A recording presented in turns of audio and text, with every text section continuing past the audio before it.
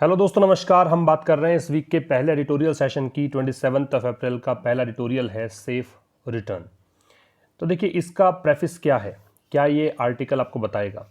तो ये आर्टिकल आपको बताएगा जो माइग्रेंट वर्कर्स है, कोविड-19 के चलते जो लॉकडाउन इम्पोज किया गया था और उसके चलते जो माइग्रेंट वर्कर्स है, प्रवासी जो मजदूर हैं, उनको जिन मुसीबतों का सामना करना पड़ रहा है उसके बारे में यहाँ पे आपको देखने को मिलेगा। इसके जो सेकंड हाफ है इस एडिटोरियल का, उसमें आपको पता लगेगा कि भारतीय गवर्नमेंट ने जो लॉकडाउन लगाया है उसका फ़ायदा भी था, लेकिन उसका नुकसान इस प्रकार से हुआ कि कुछ यहाँ पे ह्यूमैनिटेरियन और इकोनॉमिक कॉस्ट भारत को चुकानी पड़ेगी। ठीक है, तो ये आर्टिकल बताना चाह रहा है। अब देखिए मैंने इसको इंग्लिश में किस प्रकार से लिखा है, उसको देख लीजिए। The right up is all about the travels, इसको ट्रेवल्स बोलते हैं। ट्रेवल्स का मतलब पीड़ा या कष्ट होता है, ट्रबल कह सकते हो।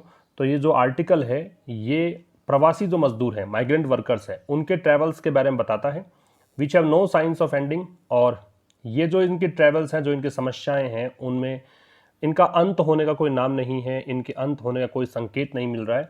Many of the workers are still stranded. ये कह रहा है कि बहुत सारे वर्कर्स हैं अभी भी फंसे हुए हैं। स्ट्रैंडेड का मतलब स्टक होना होता है, फंसे हुए होना होता है। And are unable to earn their livelihoods, और वो अपनी आजीविका यापन करने में या आजीविका कमाने में असमर्थ हैं। The second half of the article, जो दूसरा हाफ आप देखेंगे इसका, shows the seamy side of the lockdown. अब सीमी साइड जो है एक इडियम का मैंने यूज किया है। सीमी साइड का मतलब है एक नेगेटिव एस्पेक्ट। तो दूसरा जो हाफ है इस आर्टिकल का वो बताएगा कि लॉकडाउन का नेगेटिव एस्पेक्ट क्या है, नेगेटिव पहलू क्या है। इम्पोज्ड बाय इंडियन गवर्नमेंट, वो लॉकडाउन जो भारतीय सरकार के द्वारा इम्पोज किया गया, as it has caused a huge humanitarian and economic cost. अब ये जो सीमी साइड है इसके चलते यहाँ बहुत बड़ा मानवीय और आर्थिक संकट पैदा हो गया है, ये कीमत भारत को चुकानी पड़ेगी, ये लेखक बताएगा। तो ये था इसका प्रेफिस। आपको समझ में आ गया है कि हम बात किस बारे में करने जा रहे हैं।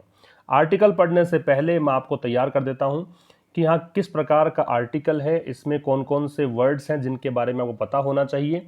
उसके बाद हम आर्टिकल में प्रवेश करते हैं और जो भी इंपॉर्टेंट चीज़ें हम देखते हैं। और इस प्रकार के आर्टिकल्स में मैंने एक चीज़ और जोड़ी हुई है आजकल, व्यूअर्स कॉलम, जिसमें मैं एक प्रश्न लेता हूं उस बच्चे का, जो कि ऐसा प्रश्न हम लेते हैं यहाँ पे डिस्कस करने के लिए जो बहुत ही इंपॉर्टेंट है, और उस क्वेश्चन को हम डिस्कस करते हैं पूरा डिटेल से।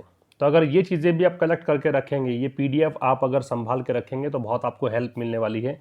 आने वाले टाइम पर जब आप एडिटोरियल्स मेरे साथ पढ़ेंगे तो बहुत अच्छे से आपको समझ में आने लग जाएगा। तो देखिए, ग्रामर और वोकेबलरी की अगर बात करें तो इसमें क्या है, तो यहाँ पे स्ट्रिंजेंट एक शब्द था, स्ट्रिंजेंट शब्द मिलेगा, और काफ़ी बार ये शब्द आ भी चुका है। जो बच्चे बहुत दिनों से देख रहे हैं उनको पता है कि स्ट्रिंजेंट का मतलब क्या है। अगर आप पहली बार देख रहे हैं तो आपके लिए है ये synonyms, strict, firm, rigorous, severe और रिजिड। कठोर को बोलते हैं स्ट्रिंजेंट, ठीक है, कठोर। इम्पोज, थोपने को बोलते हैं। ये शब्द मैंने प्रेफिस में भी यूज़ किया है। थोपने के लिए आप इसके सिनोनिम्स के रूप में यूज़ कर सकते हैं, फॉइस्ट, फोर्स, इन्फ्लिक्ट, प्रेस, एनफोर्स। ये इसके थोपने के सिनोनिम्स हैं। इसके बाद ट्रिगर शब्द लेंगे तो ट्रिगर का मतलब प्रेरित करना, उत्प्रेरित करना होता है, ठीक है। तो set of, activate, arouse, actuate, ये सब सिनोनिम्स होंगे। ये एक्सडस है। एक्सडस, एक्सडस का मतलब सामूहिक प्रस्थान को बोलते हैं। अगर ग्रुप डिपार्चर होता है उसको बोलते हैं। तो एग्जिट, लीविंग, माइग्रेशन, डिपार्चर इसके सिनोनिम्स हो सकते हैं। अवेल, अवेल का लाभ उठाना होता है। तो benefit, take advantage of, aid, utilise, make use of, लाभ उठाने को अवेल बोलते हैं। डोरमेंट का निष्क्रिय है। तो निष्क्रिय के लिए यहाँ पे सिनोनिम्स होंगे इनर्ट, पैसिव, इनऑपरेटिव। मैं साथ में हिंदी बता रहा हूँ ताकि आप नोट कर सकते हैं। ह्यूमैनिटेरियन, ये वर्ड हमने यूज़ किया था अभी प्रेफिस में। तो इसका देखिए, कंपैशनेट, ह्यूमैन, अनसेल्फिश, जेनरस, उदार, दयाशील, मानवीय, इसको ह्यूमैनिटेरियन बोलते हैं। डिलेमा है। डिलेमा का मतलब दुविधा को बोलते हैं। तो quandary, predicament, puzzle, conundrum and difficulty, मुश्किल हालात हैं, दुविधा है। If you are in a fix, if you do not know what to do now, तो इसका मतलब you are in a dilemma. इसके बाद में यहाँ पे इन्फर्म शब्द है। इन्फर्म से मतलब है फ्रेल, वीक, फीबल, डिबिलिटेटेड एंड डिक्रेपिट, ठीक है। ये इन्फर्म है, जो शारीरिक रूप से असक्षम हो, अशक्त हो, उसको बोलते हैं इन्फर्म। फ्यूटाइल वर्ड है, ये बहुत ही कॉमन सा वर्ड है, वैसे काफ़ी बार आता है एग्जाम में। तो इसका मतलब व्यर्थ होता है। तो vain, pointless, useless, worthless, ineffectual, hollow, इन सब का मतलब है फ्यूटाइल, जो व्यर्थ है। और आज व्यूअर्स कॉलम में है टू वर्सेज ऑल्सो का डिफरेंस, मतलब इन दोनों में डिफरेंस क्या है। टू वर्सेज ऑल्सो हम देखने वाले हैं। हरिओम राणा स्टूडेंट है, उन्होंने पूछा है प्रश्न। तो हरिओम, ये प्रश्न का आंसर मैं दे रहा हूँ इस सेशन के थ्रू। टू एंड ऑल्सो में डिफरेंस क्या है वो हम समझेंगे इन एग्जाम्पल्स के द्वारा। तो मैं देखो इसको पीछे से लेकर चलता हूँ ताकि आपको समझ में आए कि टू का प्रयोग थोड़ा सा स्पेसिफिक होता है। दोनों में सिमिलैरिटी ये है कि दोनों का मतलब होता है भी, कि दोनों ही कुछ और चीज़ों को इंक्लूड करते हैं। लेकिन टू जो होता है ना, रेदर के साथ टू लगता है, टू मच के साथ लग जाता है, ठीक है, टू मैनी होता है। इसके अलावा टू और टू का एक कॉम्बिनेशन होता है, फार के साथ टू लगता है, अ लिटिल टू होता है, टू फिर आप कोई एडजेक्टिव लगाएं फॉर समवन, है ना, जैसे टू बिजी, या फिर कहें कि to costly for him two by, ऐसा कुछ दे दिया जाए, तो फिर ऐसी कंडीशन में टू ही लगता है। इन कंडीशंस में ऑल्सो नहीं लगेगा। तो कुछ स्पेसिफिक वर्ड्स मैंने यहाँ पे लिखे हैं जिनके साथ में टू का ही प्रयोग होता है, ऑल्सो नहीं लगा सकते हैं। एक तो आप ये याद रखिएगा। अब देखिए लौटते हैं पहले एग्जाम्पल में, I also like T. Generally ये देखने में आता है कि ऑल्सो का प्रयोग हेल्पिंग वर्ब के बाद में और मैन वर्ब से पहले करते हैं। जनरल कंडीशन में इसका प्रयोग ऐसे होगा, जैसे आई ऑल्सो लाइक टी तो मैन वर्ब से पहले है, I have also taken my dinner तो टेकन मैन वर्ब से पहले और हेल्पिंग वर्ब के बाद में है। अगर आप इसको टू से रिप्लेस करते हैं, कई बार रिप्लेस भी हो जाता है, तो यहाँ पे देखिए I too have taken my dinner. लेकिन इन दोनों एग्जाम्पल्स में अगर आपको डिफ्रेंशिएट करना हो कि टू का प्रयोग जब किया तो टू की पोजीशन देखिए आप, यहाँ टू लग रहा है जिस पर स्ट्रेस डालना है उसके ठीक बाद में। टू का एक काम होता है कि ये जिस भी शब्द पर स्ट्रेस डालना हो, जिस भी शब्द को इंक्लूड करने की बात आप करते हो उसके ठीक बाद में लग जाता है। तो मैंने भी डिनर ले लिया है, जबकि यहाँ पर भी अर्थ वही है, लेकिन यहाँ देखिए हैव के बाद में हमने यूज किया हेल्पिंग वर्ब के बाद में, लेकिन यहाँ हमें स्ट्रेस डालना था आई पर, तो आई के ठीक बाद में। ही इज ऑल्सो गुड तो वही आप देखिए इज के बाद में है।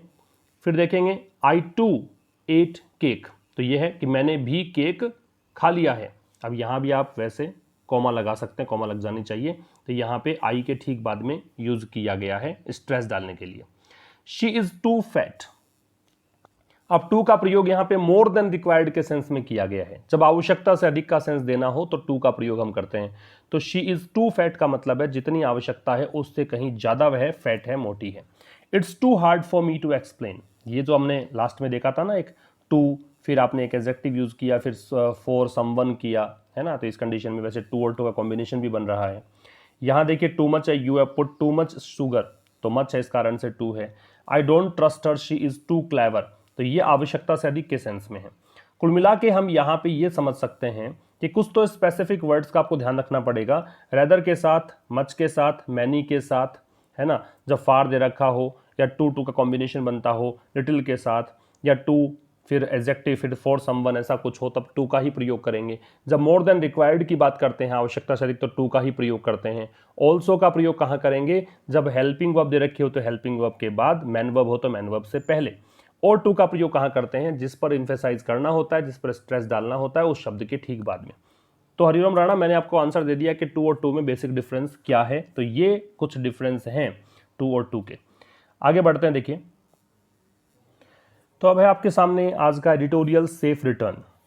देखो क्या क्या आपको इन्फॉर्मेशन मिलेगी यहाँ पे। जो आपको ग्रीन हाईलाइटेड वर्ड्स हैं, इसका पीडीएफ जो पेड यूजर्स हैं उनको मिलता है। ये जो कुछ वर्ड्स हैं वो आपको एग्जाम्पल सहित वहाँ मिल जाएंगे। ये जो पिंक कलर में दिया हुआ है ये मैं डिस्कस कर चुका हूँ, ठीक है। ये वर्ड्स हमने सिनोनिम सही देख लिए हैं। कुछ देखिए अंडरलाइन पार्ट है, इसमें मैं आपको बताऊंगा। मैंने जो 2 दिन पहले ये प्रक्रिया शुरू की थी उसमें मैंने आपसे कहा था कि आप क्वेश्चन बना के बताएं कि क्या क्वेश्चन बन सकता है। तो यहाँ अंडरलाइन पार्ट जो है वहाँ कुछ के क्वेश्चंस के आंसर मैं आपको बताऊंगा कि भी कैसे आप यहाँ पे क्वेश्चन फ्रेम कर सकते हैं, क्योंकि इस प्रकार की चीज़ों से आपको आरसी सेगमेंट में बहुत हेल्प मिलेगी। फिर एक यहाँ पे आपके लिए रहेगा कि आप उसका आंसर मुझे कमेंट के जरिए देंगे, जैसे कि ये वाला लास्ट वाला पार्ट है मैं ये आपके लिए छोड़ दूंगा कि आप इसको बताएंगे खुद की प्रश्न कैसे बनेगा। उससे पहले मैं आपको सिखाऊंगा कि क्वेश्चन कैसे बनता है। तो एंड तक सेशन को देखिए, कहीं पर भी स्किप मत कीजिएगा। और यूट्यूब पर अगर आप इसे देख रहे हैं तो ज़रूर दोस्तों के साथ शेयर करें। चलिए स्टार्ट करते हैं। सेफ रिटर्न क्या बोलना चाह रहा है। सेफ रिटर्न का मतलब है सुरक्षित वापसी। सेफ एक एडजेक्टिव का काम करेगा, रिटर्न यहाँ पे नाउन का काम करेगा। तो ऐसी वापसी, ऐसा रिटर्न जो सेफ हो। रिटर्न किसका है, ये माइग्रेंट वर्कर्स के लिए है। तो देखो क्या कहना चाह रहा है, amid the covid crisis the distress faced by migrant workers must not be ignored. तो एक तो यहाँ पे कॉमा से पहले एक चीज़ दे रखी है, तो इसके चलते हुए अमिड का मतलब के बीच होता है। अब कई बार आप लोग पूछते हैं कि अमिड और अमंग में डिफरेंस क्या है, के बीच के लिए अमंग भी लगाते हैं, के बीच के लिए बिटवीन भी लगाते हैं। लेकिन बिटवीन में तो ये रहता है कि दो के बीच की बात करते हो तब लगाते हैं। अमंग में ये रहता है कि दो से अधिक की बात करते हो तो अमंग लगाते हैं। फिर अमंग और अमिड में डिफरेंस क्या है? इन दोनों में डिफरेंस ये है कि जब काउंटेबल नाउन की आप बात करते हो तो हम यूज करते हैं अमंग का, जबकि अनकाउंटेबल की बात करते हो तो फिर लगाते हैं अमिड। लेकिन खास बात यह है कि अमिड काउंटेबल और अनकाउंटेबल दोनों में आ सकता है, लेकिन अमंग जो है वो केवल और केवल काउंटेबल में आ सकता है, ये डिफरेंस है। तो amid the covid crisis, crisis का मतलब संकट होता है। तो कोविड-19 संकट के चलते या इसके बीच the distress faced by migrant workers must not be ignored. The distress, distress का मतलब यहाँ पे सफरिंग है, पेन है, पीड़ा है, कष्ट है, दुख है। फेस्ड बाय माइग्रेंट वर्कर्स, वो पीड़ा वो कष्ट जो फेस किया जा रहा है किसके द्वारा? माइग्रेंट वर्कर्स के द्वारा, प्रवासी मजदूरों के द्वारा, प्रवासी जो वर्कर्स हैं उनके द्वारा। मस्ट नॉट बी इग्नोर्ड, उसको इग्नोर नहीं किया जाना चाहिए। अब इसका जो सब्जेक्ट है वो ये है और मस्ट नॉट बी इग्नोर्ड है, ये पूरा वर्ब का काम करेगा, जिसमें मस्ट है वो मॉडल वर्ब हो गई, मॉडल ऑक्सिलरी हो गई। बी लगाया है क्योंकि यहाँ पे पैसिव बनाना था आपको उसको, और पैसिव में बी के साथ थर्ड फॉर्म लगाते हैं तो ये मैन वर्ब की थर्ड फॉर्म का प्रयोग है। इग्नोर का मतलब उपेक्षा करना होता ही है।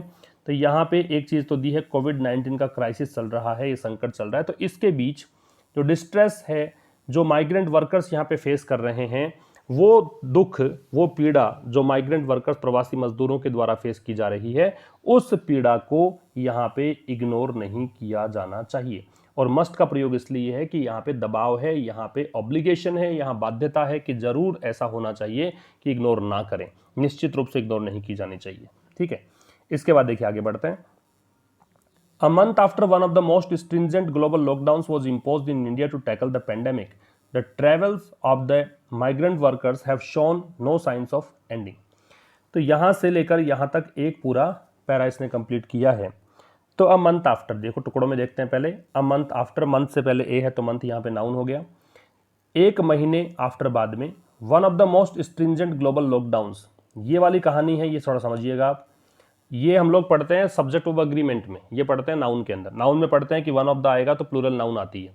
कारण ये होता है कि वन ऑफ द लगता है तो ऑफ द जब लगता है तो ये ग्रुप की डिमांड करता है, इसलिए प्लूरल नाउन लगनी चाहिए, तो लॉकडाउन्स का प्रयोग है। और सब्जेक्ट ऑफ अग्रीमेंट में हम ये पढ़ते हैं कि वन ऑफ द में सिंगुलर वर्ब आएगी। इसका कारण ये है कि सब्जेक्ट यहाँ पे वन है तो वन को देखकर सिंगुलर वर्ब आ रही है, वॉज। तो एक महीने के बाद में one of the most stringent global lockdowns, सबसे ज़्यादा सख्त किस्म का जो लॉकडाउन्स हैं उनमें से एक। ठीक है, बहुत सारे लॉकडाउन्स लग रहे हैं। अब यहाँ पे उन लॉकडाउन्स में से सबसे सख्त किस्म का जो लॉकडाउन है उनमें से एक वॉज इम्पोज्ड, उसको थोपा गया। वॉज इम्पोज्ड पैसिव हो गया इन इंडिया, भारत में। किसके लिए? टू टैकल करने के लिए द पेंडेमिक, वैश्विक महामारी को, कोविड-19 की बात है। The travels of the migrant worker, तो एक महीने के बाद भी, अब देखो एक महीने के बाद भी जो पीड़ा या कष्ट है, ट्रेवल्स का मतलब पीड़ा, कष्ट है, ट्रिब्यूलेशन आप कह सकते हो, पेन कह सकते हो, सफरिंग कह सकते हो, ट्रबल कह सकते हो। तो जो पीड़ा है माइग्रेंट वर्कर्स की, है ना, माइग्रेंट वर्कर जो प्रवासी मजदूर है उनकी पीड़ाएं, have shown no signs of ending, ये ट्रेवल्स यहाँ पे सब्जेक्ट बना, इसको देखकर हैव शोन है, हैव के साथ वर्ब की थर्ड फॉर्म लगाते हैं। नो साइंस, ये नो ही क्यों लगा, नोट क्यों नहीं लगा, ये हम डिस्कस कर चुके हैं। नोट वर्सेस नो का हमारा सेशन था, हमने बात की थी, उसमें मैंने बताया था कि नो का प्रयोग नाउन से पहले करेंगे अगर कोई आर्टिकल नहीं दे रखा हो तो। ठीक है, तो यहाँ पे साइंस के पहले कोई आर्टिकल तो है नहीं, इस कारण से नो का प्रयोग करेंगे, नोट नहीं लगा सकते हैं। तो have no signs of end, have shown no signs of ending, तो ये खत्म होने का कोई संकेत यहाँ पे मिल नहीं रहा है। तो अब देखो समझते हैं कि वास्तव में इजी लैंग्वेज में इसको कैसे पढ़ सकते हैं। तो यहाँ एक महीने के बाद, अ मंथ आफ्टर, है ना। अब ये किसके बाद है वो कहानी बताई है कि जो सबसे सख्त किस्म के वैश्विक लॉकडाउन्स लग रहे हैं पूरे विश्व भर में, अलग अलग देशों में जो लॉकडाउन्स लगे हुए हैं, उनमें से एक लॉकडाउन भारत के द्वारा थोपा गया। किसके लिए? वैश्विक महामारी को टैकल करने के लिए। अब यहाँ पे उसके एक महीने बाद भी, यहाँ से फिर से उठाएंगे आप, जो माइग्रेंट वर्कर की ट्रैवल्स हैं उनको यहाँ पे उन ट्रैवल्स में, उन पीड़ाओं में, उन कष्ट में कोई भी एंड होने का संकेत नहीं मिल रहा है, ये बताया गया है। एक बात याद रखिएगा कि वन ऑफ द जब लगाते हो तो दो चीज़ तो आपने पढ़ ली कि वन ऑफ द में प्लूरल नाउन लगता है तो लॉकडाउन्स है। सिंगुलर वर्ब ही रटने की जरूरत नहीं है क्योंकि वन यहाँ पे सब्जेक्ट है तो हमने वोज लगाया। एक बात ये याद रखनी है कि जब आपको डिग्री लगानी हो यहाँ पे एडजेक्टिव की तो वहाँ पे डिग्री सुपरलेटिव लगेगी, तो ये मोस्ट जो है वो डिग्री सुपरलेटिव बता रहा है, मोस्ट स्ट्रिंजेंट। ठीक है, तो डिग्री सुपरलेटिव लगेगी, प्लूरल नाउन लगेगी, सिंगुलर वर्ब लगेगी। तो ये हमने एक पैराग्राफ कंप्लीट किया। इसके आगे देखिए, the government told the Supreme Court in late March that arrangement had been made to provide temporary shelters with food for migrant workers, and as of then none of them was on the road just days after the lockdown had triggered on exodus of people to their native places। एक para यहाँ से यहाँ तक का है। अब देखिए, the government told the Supreme court, narration जब पढ़ते हो उसमें पढ़ते हैं कि एक स्पीकर होता है, एक लिसनर होता है, तो यहाँ पे स्पीकर तो है गवर्नमेंट, गवर्नमेंट ने कहा है, किससे कहा है, सुप्रीम कोर्ट से। कब कहा है, इन लेट मार्च के अंत में, दैट की, अब ये लग गया कंजंक्शन, ये आपका अफर्मेटिव टाइप ऑफ सेंटेंस है, उसके अंदर कंजंक्शन दैट लग गया। Arrangements had been made, arrangements यहाँ पे ऑब्जेक्ट का काम कर रहा है क्योंकि पैसिव वॉइस में पहले ऑब्जेक्ट लगाते हैं। तो ये कह रहा है कि गवर्नमेंट ने सुप्रीम कोर्ट को बताया था मार्च के अंत में कि व्यवस्थाएं की गई थी, अरेंजमेंट्स किए गए थे, ये पैसिव हो गया, had been plus third form. To provide temporary shelters, किसकी व्यवस्थाएं की गई थी, टेम्पररी शेल्टर्स प्रोवाइड करने की, टेम्पररी अस्थाई, शेल्टर्स का मतलब आश्रय, प्रोवाइड का मतलब प्रदान करना, with food, shelters with food मतलब भोजन की व्यवस्था की गई थी, शेल्टर की व्यवस्था की गई थी, किसके लिए, माइग्रेंट वर्कर्स के लिए, ठीक है, प्रवासी मजदूरों के लिए। एंड एज ऑफ देन, और तब तक, एज ऑफ देन का मतलब उस समय तक। अब ये एज ऑफ लगाते हैं, हमने देखा था एज ऑफ का प्रयोग हम करते हैं कि उस दिन तक के हालात हैं, उस कंडीशन में यूज करते हैं। तो एज ऑफ देन का मतलब उस तक, उस समय तक। नन ऑफ देम, अब ये देम जो है वो प्रवासी मजदूरों के लिए आया है, वॉज ऑन द रोड, उनमें से कोई भी रोड पर था नहीं। Just days after the lockdown had triggered N exodus, और फिर कह रहा है कि लॉकडाउन के कुछ ही दिनों के बाद, just days after the lockdown, lockdown के कुछ ही दिनों के बाद, had triggered, that lockdown had triggered N exodus of people. तो जस्ट डेज आफ्टर, इसको यूं पढ़िए कि कुछ ही दिनों के बाद लॉकडाउन ने, लॉकडाउन यहाँ पे सब्जेक्ट बन रहा है, ठीक है, इसने क्या किया, ट्रिगर किया, इसने ट्रिगर किया, ट्रिगर का मतलब उत्प्रेरित करना है ना, हमने पढ़ा था एक्चुएट करना है, तो इसने ट्रिगर किया, इसने उत्प्रेरित किया N exodus of people, exodus का मतलब बहुत बड़ी संख्या में लोगों के प्रस्थान को ट्रिगर कर दिया, टू देयर नेटिव प्लेसेस, और ये देयर आ रहा है प्रवासी मजदूरों के लिए, देयर के साथ प्लूरल, चूंकि पजेसिव एडजेक्टिव है तो आगे नाउन लगेगा। नेटिव प्लेसेस का मतलब है लोकल प्लेसेस जहां पर वो रहते हैं, तो अपने अपने स्थानों पर लौटने के लिए ट्रिगर कर दिया, ठीक है। एक बार रिपीट करता हूं, देखो क्या कहना चाह रहे हैं। देखिए, गवर्नमेंट ने सुप्रीम कोर्ट को बताया कि मार्च के लास्ट में हमने अरेंजमेंट्स तो कर लिए थे, किसके लिए, टेम्पररी शेल्टर्स प्रोवाइड करने के लिए, और शेल्टर्स विद फूड, भोजन की व्यवस्था भी की गई थी माइग्रेंट वर्कर्स के लिए, और उस समय तक तो उनमें से कोई रोड पे था नहीं। लेकिन कुछ ही दिनों के बाद लॉकडाउन ने क्या किया कि एक्सोडस, जो पीपल का जो एक्सोडस है, लोगों को बहुत बड़ी संख्या में यहाँ पे प्रस्थान करने के लिए प्रेरित किया, टू देयर नेटिव प्लेसेस, कि अपने अपने स्थान पे लौट जाएं, अपना जो लोकल एरिया जहाँ के वो हैं वहाँ पर लौट जाएं। तो यहाँ पे दो वर्ड्स हमने देखे, एक्सोडस हमने देख ही लिया था, ट्रिगर का सिनोनिम्स हमने देखे ही थे। एक्सोडस का एक एंटोनिम होता है इनफ्लक्स, ये आप लिख सकते हैं। इनफ्लक्स का सामूहिक आगमन होता है, मीन्स अगर ग्रुप में कोई अराइवल है तो उसको आप बोलेंगे इनफ्लक्स, और ग्रुप में डिपार्चर है तो उसको बोलेंगे एक्सोडस, ठीक है।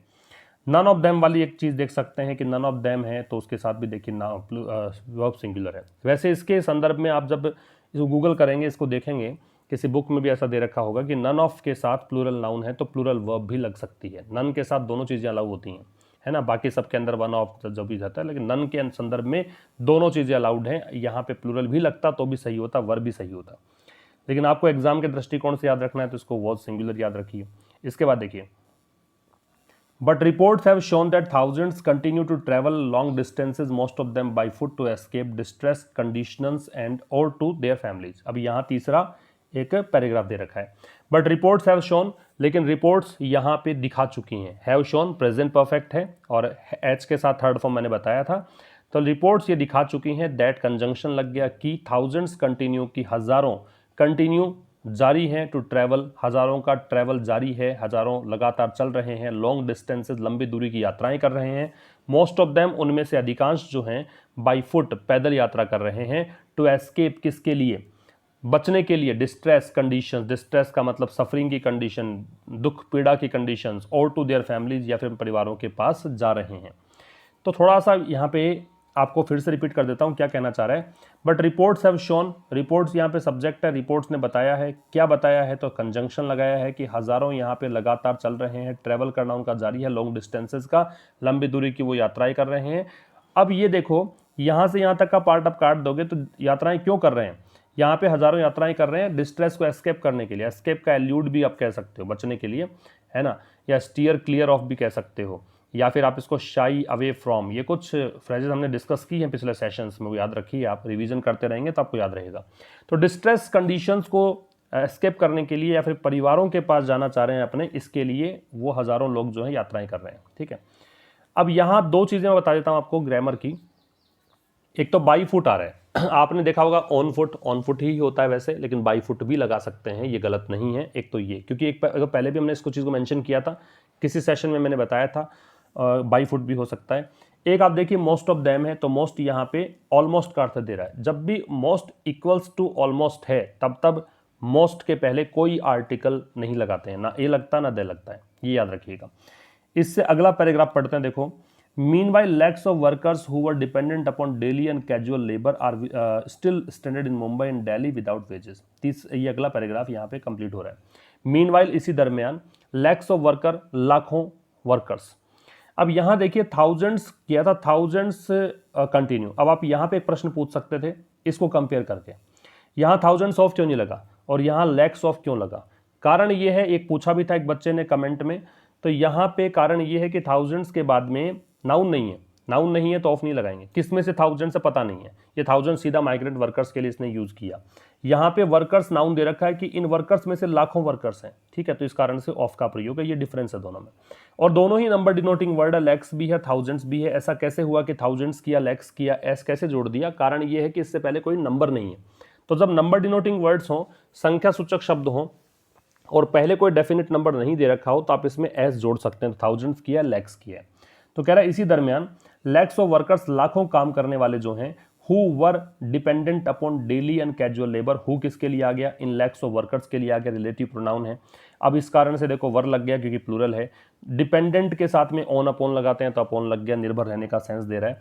तो कह रहा है कि इसी दरमियान लाखों जो काम करने वाले हैं, प्रवासी मजदूर हैं, जो कि डिपेंडेंट थे, जो निर्भर थे किस पर? Daily and casual labour. या तो उनको प्रतिदिन मजदूरी मिलती थी, दिहाड़ी मजदूर जिसको बोलते हैं, या फिर कैजुअल लेबर। कैजुअल लेबर का मतलब है कि परमानेंट नहीं है ना, टेम्परेरी एक काम है उनके पास, तो कैजुअल लेबर पर डिपेंडेंट थे। अब देखो आर दे रखा है, आर यहाँ पे इसी को देखकर दे रखा है, ठीक है। तो कह रहा है इसी दरमियान दो चीजें यहाँ पे कह रहा है, क्लियर कर लीजिए कि एक तो हु यहाँ पे वर्कर्स के लिए था, इस कारण से वर लगा। फिर आर है वो भी इन वर्कर्स के लिए ही आ रहा है, लैक्स ऑफ वर्कर्स के लिए आ रहा है, इस कारण से आर लग रहा है। तो कह रहा है इसी दरमियान लाखों जो काम करने वाले हैं वो डिपेंडेंट थे डेली और कैजुअल लेबर पर। अब वो क्या है? स्ट्रैंडेड, वो फंसे हुए हैं। स्टिल आ रहा है, इसका मतलब अभी भी। स्टिल में, स्टिल का मतलब कोई भी कंडीशन को कंटिन्यू रखने का सेंस देता है स्टिल। तो ये अभी भी क्या है? स्ट्रैंडेड है। स्ट्रैंडेड का मतलब स्टक है, फंसे हुए हैं। कहाँ पर? मुंबई में और दिल्ली में। विदाउट वेजेस का मतलब बिना मजदूरी के। वेजेस का मतलब मजदूरी। वेजेस पनिशमेंट भी होता है, और पनिशमेंट के अर्थ में इसको अगर सब्जेक्ट मान लोगे आप तो वर्ब सिंगुलर आती है, ये बात नोट कर सकते हैं आप, है ना। ये प्रश्न पूछते हैं सब्जेक्ट ऑफ अग्रीमेंट में कि वेजेस जब मजदूरी होती है तो प्लूरल वर्ब का प्रयोग करते हैं, पनिशमेंट कर देता है तो वर्ब सिंगुलर आती है, ठीक है। आ गया समझ में? तो देखो इसी दरमियान लाखों जो काम करने वाले हैं जो डिपेंडेंट है डेली और कैजुअल लेबर पर, अब वो अभी भी वो फंसे हुए मुंबई और दिल्ली में बिना मजदूरी के। अगला पैराग्राफ देखते हैं कहां से कहां तक का है। The functioning of shelters in several places has been uneven across states and metropolitan cities. तो फुल स्टॉप से फुल स्टॉप तक का वाक्य हमने लिया है फिर से। द फंक्शनिंग ऑफ शेल्टर्स, तो शेल्टर्स का मतलब हो गया जो भी आश्रय स्थल है।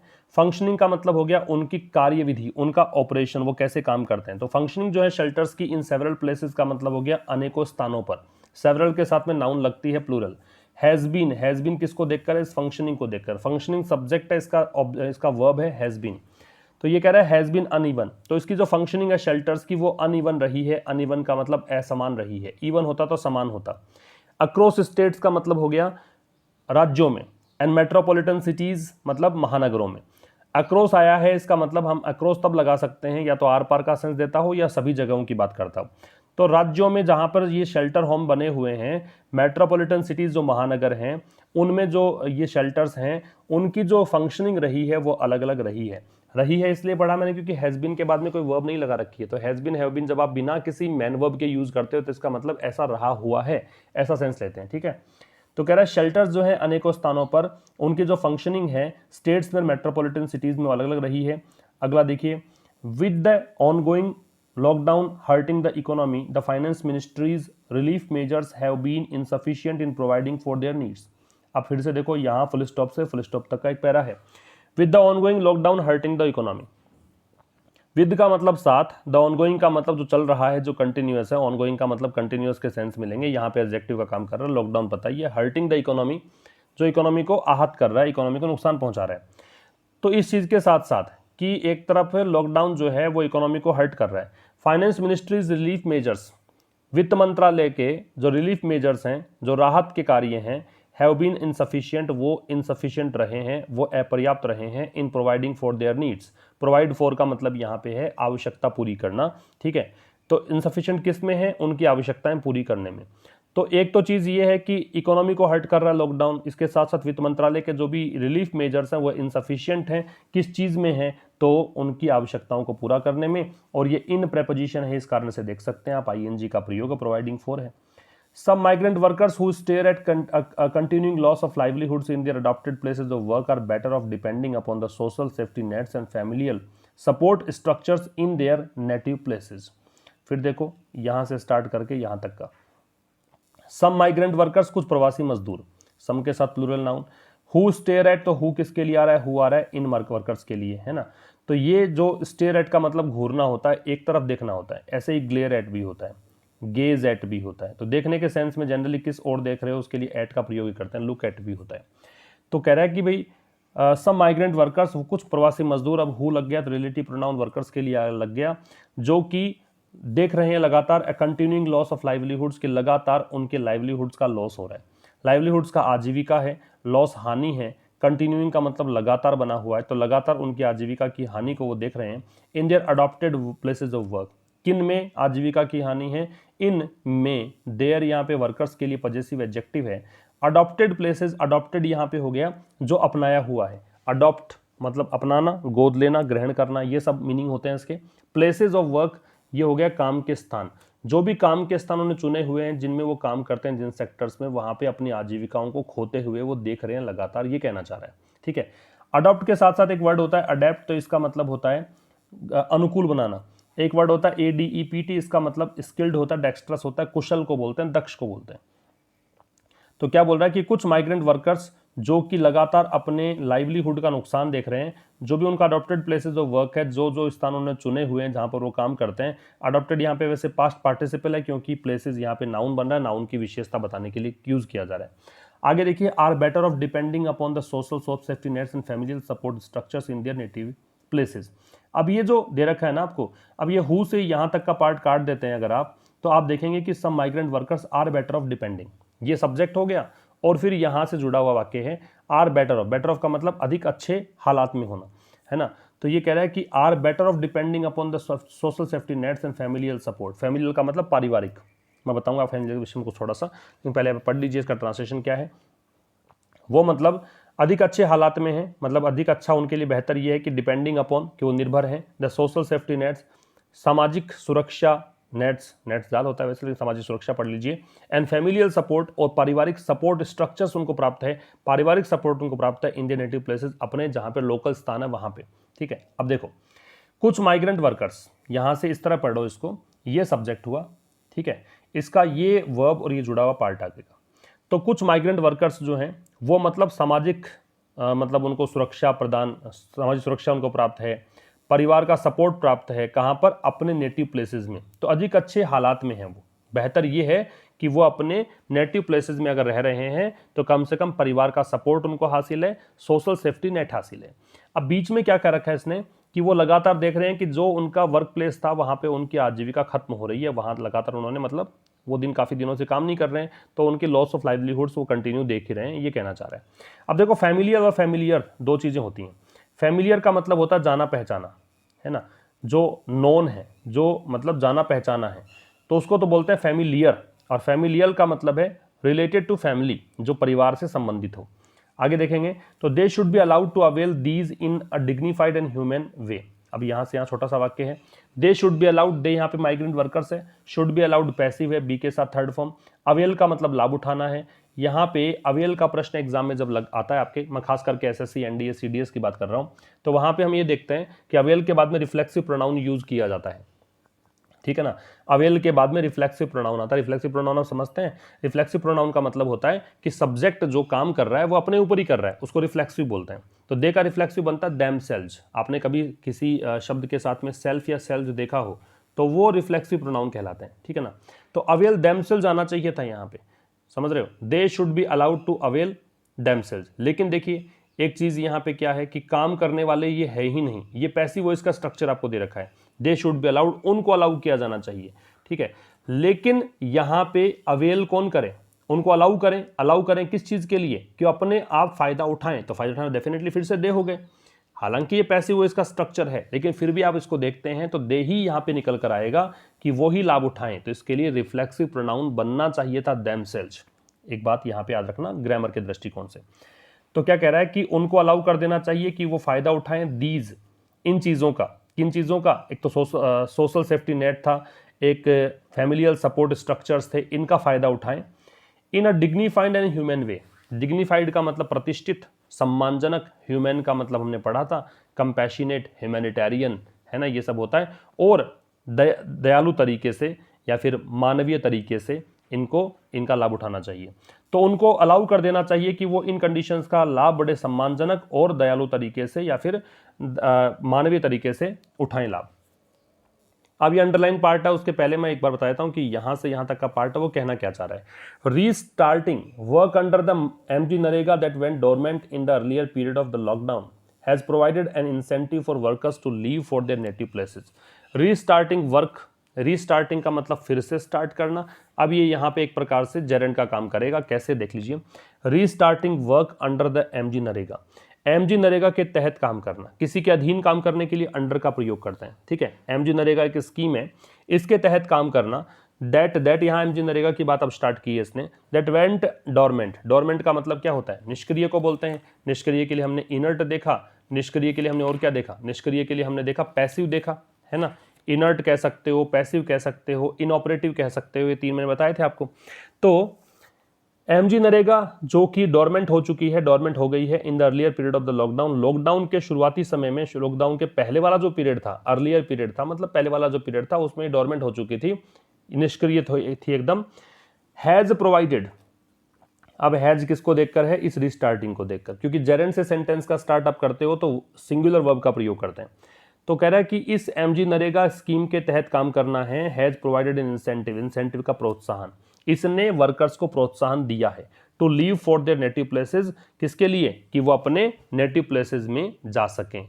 To leave for, leave for का मतलब है किसी के लिए कोई जगह छोड़ना। जैसे मान लीजिए अब ये काम कर रहे हैं, सपोज करें यूपी में काम कर रहे हैं और ये आए हैं, सपोज ये बिहार के व्यक्ति हैं, बिहार से यूपी गए काम करने, या फिर मैं यूँ कहूँ बिहार यूपी से महाराष्ट्र काम करने गए, ऐसे मान लीजिए, ज़्यादा बेहतर समझ में आएगा क्योंकि ऐसा होता है, यूपी बिहार के लोग जा रहे हैं महाराष्ट्र काम करने के लिए, ठीक है। तो ये यूपी बिहार को छोड़कर जाते हैं महाराष्ट्र, तो ये लीव फॉर कहलाता है। यहाँ से छोड़ते हैं स्थान को और यहाँ के लिए निकलते हैं, तो लीव फॉर इसको बोलते हैं, है ना। नेटिव प्लेसेस अपने जो लोकल प्लेसेस हैं उनकी बात कर रहा है। तो कह रहा है कि भी एमजी नरेगा के तहत काम करना, फिर बीच में एमजी नरेगा को समझाना इसने स्टार्ट कर दिया रिलेटिव प्रोनाउन लगा के।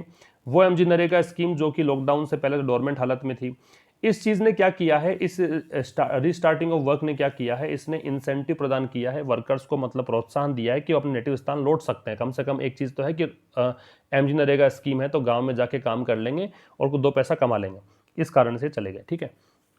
अब देखो अंडरलाइन पार्ट मैंने इसलिए किया है कि आपको यहाँ पे क्वेश्चन फ्रेम करना मैं सिखाता हूँ, क्वेश्चन बनाओगे कैसे। यहाँ आप हिंदी में सोच के देखें एक बार, अगर आप हिंदी मीडियम से हैं। वैसे तो मैं हमेशा ये कहता हूँ कि भाई इंग्लिश में ही सोचें, इंग्लिश में ही फ्रेम करें, लेकिन फिर भी ठीक है, आप जब हिंदी मीडियम से तभी तो आप ट्रांसलेशन देखते हैं इन चीज़ों का। तो इसको आप अगर देखें तो हिंदी मीडियम विद्यार्थी ध्यान दें कि कैसे क्वेश्चन बनेगा। तो यहाँ पे किस चीज़ ने इंसेंटिव प्रदान किया है, किस चीज़ ने प्रोत्साहन दिया वर्कर्स को कि अपने नेटिव स्थान लौट जाएं, बिल्कुल ये प्रश्न बन सकता है ना।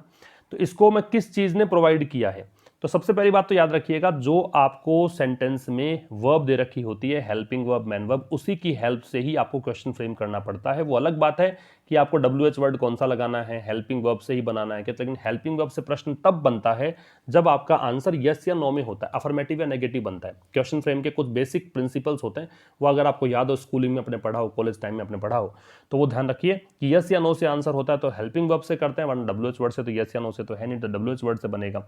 और मैंने आपसे कहा कि क्या वो चीज है जिसने प्रोवाइड किया है ना, तो क्या के लिए हम क्या यूज करते हैं, व्हाट। हेल्पिंग वर्ब के ठीक बाद में हम लगाते हैं सॉरी WH वर्ड में क्या लगाते हैं, हेल्पिंग वर्ब। तो what has provided an incentive, what has provided an incentive for workers to leave for their native places. बहुत सिंपल बन गया ना, मैंने तो केवल व्हाट जोड़ा है, पूरा वाक्य बन गया। तो what has provided an incentive, क्या चीज है जिसने इंसेंटिव दिया है वर्कर्स को, किसके लिए, नेटिव प्लेसेस के लिए जाने के लिए, है ना, अब नेटिव स्थान पे लौट जाएं, क्या चीज है जिसने किया है। अब इसका आंसर इसके पीछे दे रखा है ना, कि MG नरेगा के तहत काम करना जो है रीस्टार्टिंग वर्क है, उस चीज ने ऐसा किया है, तो restarting work under the MG NREGA has provided, what को हटाएंगे और ये आंसर लगाएंगे तो आपका आंसर आ जाएगा। तो इस प्रकार से मैंने एक प्रश्न फ्रेम किया है समझाने के दृष्टिकोण से, ताकि आप आगे प्रश्न बना सकें। आगे देखो, इट इज एविडेंट, एविडेंट का मतलब क्लियर होता है, ऑब्वियस होता है, अपेरेंट होता है, यह स्पष्ट है।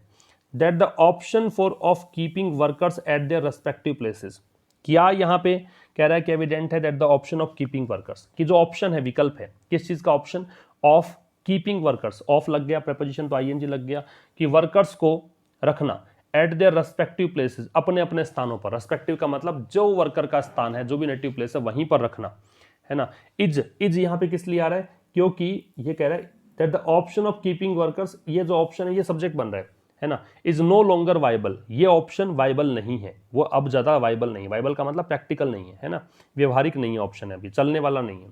And the centre must work at ways, और केंद्र सरकार को, must work model plus V0 base form है, उनको काम करना चाहिए सरकार को, एट वेज, उन तरीकों पर, to allow for their transport to their native places, कि उनको क्या करें, एट वेज टू अलाउ, कि उनको अलाउ करें, फॉर देयर ट्रांसपोर्ट, कि ट्रांसपोर्टेशन उनके लिए अलाउ करें, कि किसी माध्यम से वो जा सकें, टू देयर नेटिव प्लेसेस, अपने नेटिव प्लेसेस जाने के लिए। एक बार रिपीट कर रहा हूं, अब ये कह रहा है कि ये तो स्पष्ट है कि जो ऑप्शन है वर्कर्स को रखना अपने रेस्पेक्टिव प्लेस, अब रेस्पेक्टिव प्लेस यहाँ नेटिव प्लेस नहीं है, खैर यहाँ पे वो है कि जहाँ पे वो हैं वहीं पर बने रहें, ये अब वाइबल ऑप्शन नहीं है, ठीक है ना। अब ये स्पष्ट हो चुका है कि जो ऑप्शन है कि वर्कर्स को आप रखना चाहते हैं जहां पे वो हैं वहीं पर, रेस्पेक्टिव प्लेसेस पर, ये लॉन्गर मतलब अब वाइबल ऑप्शन नहीं है। लॉन्गर जब लगाते हैं इसका मतलब है कि और ज़्यादा आप ऐसा नहीं कर सकते, है ना, और केंद्र सरकार को यहाँ पे काम करना पड़ेगा, वो रास्ते खोजने पड़ेंगे, to allow for their transport, की वो उनको ट्रांसपोर्ट अलाउ करे, to their native places, transport किसके लिए चाहिए, ताकि अपने नेटिव प्लेसेस पर, लोकल प्लेसेस पर जा सकें, अपने गाँवों में लौट सकें। आगे देखिए, India, among other Asian countries such as its neighbors in the subcontinent, Malaysia and others, has managed to avoid the high fatalities and infection rates that have been seen in Europe and North America. तो एक paragraph यहाँ पे complete हो रहा है और क्या बोलना चाह रहा है देखिए, इंडिया, भारत, अब बीच में क्या बात दे रखी है, अमंग अदर एशियन कंट्रीज, बाकी जो एशिया के देश हैं उनके बीच, जैसे उदाहरण दिया है, it's neighbours in the subcontinent, जैसे कि उपमहाद्वीप में जो इसके पड़ोसी हैं, सबकॉन्टिनेंट उपमहाद्वीप जो इसके पड़ोसी हैं, इट्स यहाँ पे इंडिया के लिए पॉजेसिव एडजेक्टिव है, नाम दिए हैं मलेशिया एंड अदर्स, मलेशिया है बाकी के देश हैं, हैज किसको देखकर, इंडिया को देखकर। अगर आप थोड़ा सा ध्यान से देखेंगे कोई भी सेंटेंस को तो सब्जेक्ट खुद ब खुद फाइंड आउट कर सकते हैं, कहीं जरूरत नहीं होती किसी भी रूल को लगाने की। तो भारत यहाँ पे सब्जेक्ट है, हैज मैनेज्ड, भारत ने यहाँ पे मैनेज कर लिया है, टू अवॉइड द हाई फर्टिलिटीज, कि भारत जो उच्च मृत्यु दर है, फर्टिलिटीज का मतलब मृत्यु दर, अवॉइड उससे बचा रहा है, अभी तक मैनेज किया है भारत ने, एंड इन्फेक्शन रेट्स, और संक्रमण की दर काफ़ी ज़्यादा ना हो उससे अवॉइड किया भारत ने, that have been seen in Europe. अब ये इन्फेक्शन रेट्स और हाई फर्टिलिटी जो है इसके लिए दैट आ रहा है, जो कि हैव बीन सीन देखी जा चुकी है, किसी के द्वारा देखी गई है, इसके लिए पैसिव वॉइस आ रहा है, हैव के साथ बीन प्लस वर्ब की थर्ड फॉर्म, कहाँ पर, यूरोप में और नॉर्थ अमेरिका में। तो बहुत सिंपल सा स्ट्रक्चर है कि बाकी देश, बाकी जो एशिया के देश हैं और सब कॉन्टिनेंट में जो इसके नेबर्स हैं भारत के, उनके बीच जैसे मलेशिया और अदर्स हैं, भारत ने यहाँ पे क्या किया है, मैनेज किया है कि हाई फर्टिलिटीज को अवॉइड करके रखा है। अब तक ज़्यादा मृत्यु दर भारत में है नहीं, संक्रमण की दर भी ज़्यादा नहीं है ना, जैसा कि देखा गया है यूरोप और नॉर्थ अमेरिका में। अमंग का प्रयोग किसके लिए करते हैं, दो से अधिक के लिए, और काउंटेबल नाउन मैंने कहा था तो काउंटेबल तो है ही, कंट्रीज काउंट कर सकते हैं आप। अगला देखिए, the lockdown has helped but it has come at a huge humanitarian and economic cost. अभी छोटा सा पार्ट है, यहाँ तक देखिए। The lockdown has helped, lockdown ने सहायता की है। हैज़ हेल्प्ड पैसिव, ये आपका हैज़ प्लस वर्ब की थर्ड फॉर्म प्रेजेंट परफेक्ट हो गया। तो लॉकडाउन ने सहायता की है, बट इट हैज़ कम, लेकिन इट लॉकडाउन के लिए हैज़ कम, ये आया है at a huge humanitarian economic cost, बहुत बड़े मानवीय और इकोनॉमिक कॉस्ट की चुकानी पड़ेगी, आर्थिक कीमत चुकानी पड़ेगी, मानवीय कीमत चुकानी पड़ेगी। मानवीय कीमत इसलिए जैसे माइग्रेंट वर्कर्स का एग्जांपल आप ले लीजिए, पहले पैराग्राफ में यही बात हमने की थी, है ना, जो पहला हाफ था इस आर्टिकल का, उसमें यही बात थी कि ह्यूमैनिटेरियन क्राइसिस तो है ही, माइग्रेंट प्रवासी देखो जो माइग्रेंट वर्कर्स है कितना यहाँ पे उनको दुखी होना पड़ रहा है, कितने कष्ट उठाने पड़ रहे हैं। तो ये लॉकडाउन है, उसने सहायता जरूर की है, एक बात है, इसीलिए मैंने देखो एक बताया था प्रेफिस में कि सीमी साइड है इसकी, ये नेगेटिव एस्पेक्ट है। तो यहाँ आप क्वेश्चन क्या बन सकता है इसके अंदर कि भाई the lockdown has help but it has come at a huge humanitarian economic cost. मैं इसको बना सकता हूं कि what is the seamy side of the lockdown, lockdown की सीमी साइड कौन सी है, लॉकडाउन का नेगेटिव एस्पेक्ट क्या है। तो नेगेटिव एस्पेक्ट ये है कि इसका ह्यूमैनिटेरियन और इकोनॉमिक कॉस्ट उसकी चुकानी पड़ी है ना। तो ये दूसरा क्वेश्चन बन गया। अगला देखिए, the question of whether to extend a lockdown amid an economic crisis is a moral dilemma that can be resolved only through practical steps that compensate the poor and the workers in the unorganized sector and protect the old and the infirm। तो देखो the question, प्रश्न किस चीज का, और whether to extend a lockdown, प्रश्न ये है कि क्या लॉकडाउन को एक्सटेंड कर दिया जाए। वेदर है, इसका मतलब दो ऑप्शन होते हैं, क्या ऐसा करें या फिर नहीं करें। तो प्रश्न कि लॉकडाउन को क्या एक्सटेंड कर दें, एक्सटेंड मतलब बढ़ा दें, अमिड एन इकोनॉमिक क्राइसिस, इसके बीच, किस बीच, इकोनॉमिक क्राइसिस के चलते, आर्थिक संकट है और उसके बीच क्या इसको बढ़ा दिया जाए। इज यहां पे है इस प्रश्न को लेकर, द क्वेश्चन है ना, ये जो है इज ए मोरल डिलेमा, ये एक नैतिक दुविधा है। मोरल नैतिक, डिलेमा दुविधा, ये एक नैतिक दुविधा है। डिलेमा यहाँ पे नाउन है और मोरल यहाँ पे क्या है, मोरल यहाँ पे एडजेक्टिव हो गया। हमने देखा था मोरल और मोरल में क्या डिफरेंस है। मोरल का मनोबल होता है ना, मोरल जो देखा था MORAL, वो नैतिकता, मनोबल उसको बोलते हैं, और ये नैतिक को बोलते हैं। और यहाँ पे आप देखिए कि डिलेमा है, डिलेमा का हमने देखे हैं सिनोनिम्स कौन कौन से, क्वांड्री देखा है, डिफिकल्टी देखा है, कैननड्रम देखा है, पजल देखा है ना, प्रिडिकमेंट देखा है। तो याद रखिए, बार बार में रिपीट करते रहिए साथ साथ में। तो कह रहा है कि भाई अब क्वेश्चन की क्या लॉकडाउन को इकोनॉमिक क्राइसिस है उसके अंदर भी आर्थिक संकट तो है ही, और उसी के बीच क्या इसको एक्सटेंड कर दिया जाए, एक अब नैतिक दुविधा है। दैट कैन बी रिजोल्व, अभी दैट डिलेमा के लिए आ रहा है, रिलेटिव प्रोनाउन है, इसको रिजोल्व किया जा सकता है, पैसिव वॉइस हो गया, ओनली थ्रू, केवल इसी माध्यम से, थ्रू माध्यम के लिए आता है, प्रैक्टिकल स्टेप्स, मतलब व्यवहारिक कदम चले जाएं, प्रैक्टिकल स्टेप्स उठाए जाएं, दैट कंपनसेट, वो स्टेप्स, अब देखो दैट आ गया फिर से, तो वो स्टेप्स जो क्या करते हैं, गरीबों को मुआवजा दें, कंपनसेट करें, कंपनसेट का मुआवजा देना, एंड द वर्कर्स, और वर्कर्स को मुआवजा दें, इन द अनऑर्गेनाइज सेक्टर, किस में वर्कर्स, वो वर्कर जो कि अनऑर्गेनाइज सेक्टर में है, ऐसे सेक्टर में है जहां कैजुअल लेबर वो करते हैं, अस्थायी काम करते हैं, उसको अनऑर्गेनाइज सेक्टर कहा जाएगा। एंड प्रोटेक्ट द ओल्ड, और वो स्टेप्स जो कि क्या करें, एंड आ रहा है तो डेफिनेटली सब्जेक्ट तो वही है स्टेप्स, वो प्रैक्टिकल स्टेप्स जो क्या करें, ओल्ड को, द ओल्ड आ रहा है, इसका मतलब सभी वृद्ध लोगों को। देखो एडजेक्टिव के पहले द लग जाता है ना, तो इसका मतलब होता है plural noun, the plus adjective बराबर बन जाता है प्लूरल नाउन, वो पूरी क्लास गरीबों का यहाँ पे सहयोग करे। एंड द इनफर्म, इनफर्म का मतलब होता है कमजोर, जो शारीरिक दृष्टिकोण से कमजोर हो। इसके लिए क्या देख चुके हैं, इनफर्म के लिए, इनफर्म का मतलब हमने देखा था जो फ्रेल हो, वीक हो, फीबल हो, है ना, डिक्रैपिट हो, डिबिलिटेटेड हो, वो इनफर्म है, शारीरिक दृष्टिकोण से कमजोर है। तो क्या बोलना चाहे देखो, तब प्रश्न है कि भी लॉकडाउन को बढ़ाएं क्या, और किस बीच, इस इकोनॉमिक क्राइसिस के बीच। ये एक नैतिक दुविधा का विषय है जिसको सोल्व कर सकते हैं केवल प्रैक्टिकल स्टेप से, व्यवहारिक कदम उठाए जाएं। वो कदम कौन से हैं कि कंपनसेट करें गरीबों को मुआवजा दें, वर्कर्स को मुआवजा दें, वो वर्कर्स जो अनऑर्गेनाइज सेक्टर में हैं, और प्रोटेक्ट करें किसको, वृद्धों को, बड़े बूढ़ों को, और इनफर्म जो शारीरिक दृष्टिकोण से अशक्त हैं उनको। उसके द्वारा ही आप इस प्रश्न का आंसर दे सकते हैं। आगे देखो, Maharashtra, the state with the highest incidence of कोविड-19 cases besides having the largest number of migrant workers has urged the centre to plan and resume railway services for the laborers once the lockdown ends on May 3rd. It is a request the center must heed। देखो अब कह रहा Maharashtra, the state, अब ये जो कहानी है ना, ये महाराष्ट्र प्लस द स्टेट लगाया है, इसका मतलब क्या है देखो। इससे पहले मैं एक प्रश्न बता देता हूं, यहाँ पे एक प्रश्न बन जाएगा, ये देखो मैंने छोड़ दिया इस वाले पार्ट को, ये क्वेश्चन कैसे बनेगा। The question of whether to extend lockdown and economic crisis is a moral dilemma that can be resolve. तो ये देखो जो मोरल डिलेमा है, the moral dilemma whether the lockdown should be extended or not, है ना। तो ये जो है कैसे सोल्व कर सकते हो ये आपको बताना है। तो इसमें कैसे बना सकते हो आप इसको कि ये जो डिलेमा है, ये जो मोरल डिलेमा है, कौन सी मोरल डिलेमा, आगे आप जोड़ देंगे the moral dilemma whether the lockdown should be extended और नॉट, ये जो दे दिया। आगे आप दे सकते हैं how it can be resolve, इसको कैसे रिजोल्व कर सकते हो, तो how can the moral dilemma be resolve. तो मोरल डिलेमा कौन से होता हमने बात कर ही ली है, तो how can this moral dilemma be resolve, ये इसका क्वेश्चन बन जाएगा आपका, है ना। तो इस प्रकार से प्रश्न बना सकते हो कि कैसे इसको सोल्व किया जा सकता है। थोड़ा सा ध्यान रखिए कैसे कर सकते हैं, हाउ, फिर हमने हेल्पिंग वर्ब लगाया, फिर सब्जेक्ट लगाया, फिर कैन के साथ में बी लगता है तो बी लगाया। तो how can the moral dilemma be resolve, moral dilemma है क्या वो आपको दे रखा है वर्णन इसके अंदर। अब ये जो कहानी है ये नाउन इन अपोजिशन कहलाती है कि कोई भी नाउन लिखा आपने, फिर कोमा लगाया, आगे उसका परिचय दिया, या आगे एक और नाउन आपने लगा दिया, तो महाराष्ट्र, फिर कोमा, फिर एक और नाउन लगा दिया। तो ऐसी कंडीशन में जो नाउन सेकंड टाइम आएगा उससे पहले दे लगाते हैं। तो महाराष्ट्र द स्टेट, महाराष्ट्र वो स्टेट जिसमें सबसे ज़्यादा घटनाएं घटी हैं कोविड-19 केसेस की, सबसे ज़्यादा केसेस यहाँ पर हैं। Besides having the largest number of migrant workers, besides का मतलब होता है के अतिरिक्त, ये प्रेपोजिशन है, प्रेपोजिशन है तो इसलिए आईएनजी है, और हैविंग का मतलब यहाँ पे क्या है, रखना। सबसे ज़्यादा माइग्रेंट वर्कर्स भी महाराष्ट्र में ही है ना, तो सबसे ज़्यादा माइग्रेंट वर्कर्स महाराष्ट्र में है। इसके अतिरिक्त यहाँ पे सबसे ज़्यादा कोविड-19 केसेस भी हैं।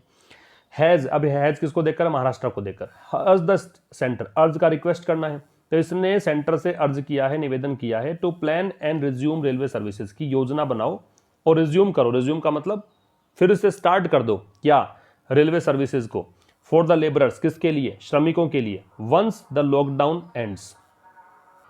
एंड्स ऑन May 3, है ना। तो क्या कहना चाह रहा है कि भाई इसने अर्ज किया है सेंटर से, महाराष्ट्र ने क्या अर्ज किया है कि भैया प्लान करो, रिज्यूम करो। देखो इसको रिज्यूमे भी पढ़ते हैं, रिज्यूमे कब पढ़ते हैं, जब बायोडाटा हो, कंप्लीट इन्फॉर्मेशन बताने होगा, उसको रिज्यूमे बोलते हैं, नाउन के रूप में हो। रिज्यूम यहाँ पे वर्ब है तो शुरू करना, कि रेलवे सर्विस को शुरू कर दो लेबरर्स के लिए जब लॉकडाउन एक बार एंड हो जाए 3 मई को, और डेट के पहले हम ऑन लगाते हैं। It is a request the centre must heed, और ये एक ऐसा निवेदन है, ये एक ऐसी रिक्वेस्ट है कि सेंटर को यहाँ पे ध्यान देना पड़ेगा। मस्ट है तो मतलब ऑब्लिगेशन है, पक्का ध्यान देना ही पड़ेगा। हीड का मतलब होता है पे अटेंशन, ध्यान देना। इट इज़ फ्यूटाइल, फ्यूटाइल हमने पढ़ लिया, व्यर्थ को बोलते हैं। फ्यूटाइल के लिए हमने वर्थलेस भी कह सकते हो, इनसिग्निफिकेंट भी कह सकते हो, वेन भी कह सकते हो, है ना। तो ये कह रहा है कि ये फ्यूटाइल है, ये व्यर्थ है। क्या व्यर्थ क्या है, तो ये कह रहा है कि भाई ये व्यर्थ है कि ट्राइंग टू ब्लेम वर्कर्स, कि आप अब ट्राई करो कि वर्कर्स को ब्लेम करो, काम करने वाले जो लोग उनको ब्लेम करो, for flocking to railway station. Flock का मतलब जमा होना, झुंड बनाकर इकट्ठे हो जाना, किसके लिए, फॉर फ्लॉकिंग, इकट्ठा होने के लिए, to railway station, railway station पर, रेलवे स्टेशन पर वो झुंड बना के इकट्ठे हो गए, उसके लिए आप इनको ब्लेम कर रहे हो, ये तो व्यर्थ है। एज हैड हैपेंड, जैसा कि घटित हुआ था, एज जैसा कि हैड हैपेंड घटित हुआ था, कब, मिड अप्रैल, अप्रैल के बीच में, है ना। State such as Madhya Pradesh and Uttar Pradesh are also gearing up to facilitate their return. अब देखो यहाँ से यहाँ तक का पढ़े तो स्टेट्स, राज्य, जैसे कि मध्य प्रदेश, सच एज का प्रयोग एग्जाम्पल के लिए करते हैं। मध्य प्रदेश, उत्तर प्रदेश, जो यूपी है और एमपी है, इन जैसे राज्य जो हैं आर ऑल्सो गियरिंग अप, ये भी तैयारी कर रहे हैं। अब देखो आर ऑल्सो, ऑल्सो का प्रयोग किया तो हेल्पिंग वर्ब के बाद में किया है ना, ये ध्यान रखिएगा ऑल्सो का प्रयोग कैसे होता है। Are also gearing up, gearing up तैयारी करना, to facilitate their return, facilitate मतलब टू मेक ईजियर, किसी चीज़ को अधिक आसान कर देना, किसी को सुगम बना देना।